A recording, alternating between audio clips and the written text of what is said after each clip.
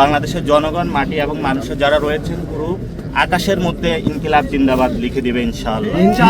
সারা দেশের সকল শ্রেণী পেশার মানুষের সমর্থন আমরা প্রত্যাশা করি।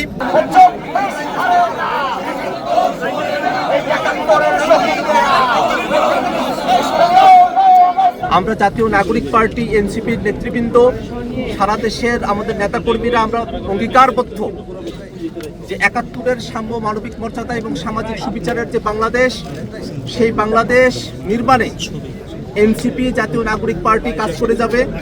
বাংলাদেশকে গোটা বিশ্বের বুকে মাথা উঁচু করে দাঁড়াবার মতো একটি দেশ হিসেবে দেখা, ঢাকা শহরকে গ্লোবাল সাউথের প্রধান হিসেবে দেখা এবং অনেকগুলো স্বপ্ন নিয়ে আমরা আগাচ্ছি।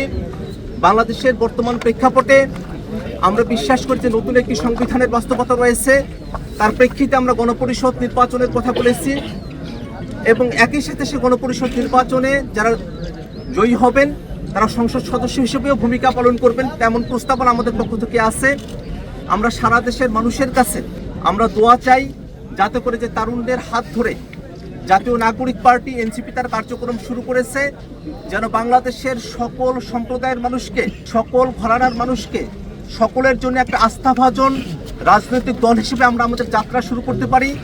ডান বামের বাইনারির বিভাজনের মধ্যে না গিয়ে সত্যিকার অর্থে একটি মধ্যমপন্থী রাজনীতি বাংলাদেশে আমরা সূচনা করতে পারি, তেমন অঙ্গীকার আমাদের রয়েছে। সে অঙ্গীকারগুলো যেন আমরা বাস্তবে রূপদান করতে পারি, সে ব্যাপারে সারা দেশের সকল শ্রেণী পেশার মানুষের সমর্থন আমরা প্রত্যাশা করি। যারা বাংলাদেশের আপামর জনতা আছেন তাদের সকলের দোয়ায়, তাদের সকলের ভালোবাসা নিয়ে, প্রত্যাশা এবং পরামর্শ নিয়ে এনসিপি জাতীয় নাগরিক পার্টি সামনের দিনে এগিয়ে যাবে। আমরা স্মৃতিসৌধে প্রস্তাব অর্পণ করেছি এবং আমরা কবর জিয়ারতের মধ্যে যাব।